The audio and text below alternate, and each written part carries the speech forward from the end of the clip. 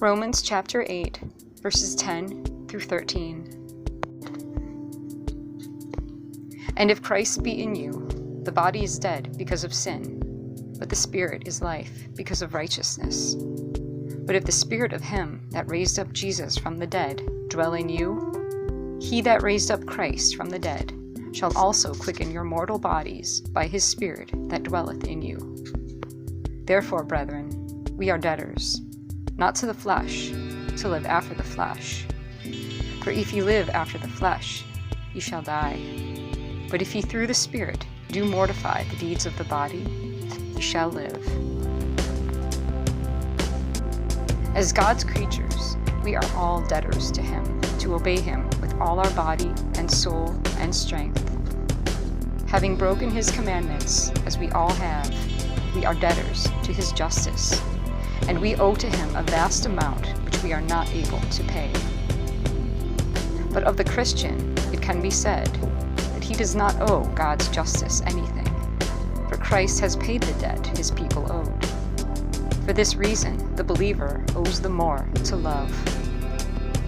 I am a debtor to God's grace and forgiving mercy, but I am no debtor to his justice, for he will never accuse me of a debt already paid. Christ said, "It is finished," and by that he meant that whatever sin debt his people owed was wiped away forever from the book of remembrance. Christ, to the uttermost, has satisfied divine justice. The account is settled. The handwriting is nailed to the cross. The receipt is given. And we are debtors to God's justice no longer. But then, because we are not debtors to our Lord in that sense, we become 10 times more debtors to God than we would have been otherwise. Christian, pause and ponder for a moment. What a debtor you are to divine sovereignty.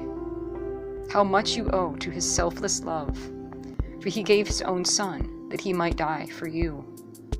Consider how much you owe to his forgiving grace, that after receiving 10,000 affronts from you, he loves you as infinitely as ever. Consider what you owe to his power, how he has raised you from your death in sin, how he has preserved your spiritual life, how he has kept you from falling, and how, though 1,000 enemies have beset your path, you have been able to hold on your way. Consider what you owe to his immutability. Though you have changed 1,000 times, he has not changed once. You are as deep in debt as you can be to every attribute of God. To God you owe yourself, with all you have. Yield yourself as a living sacrifice. It is but your reasonable service.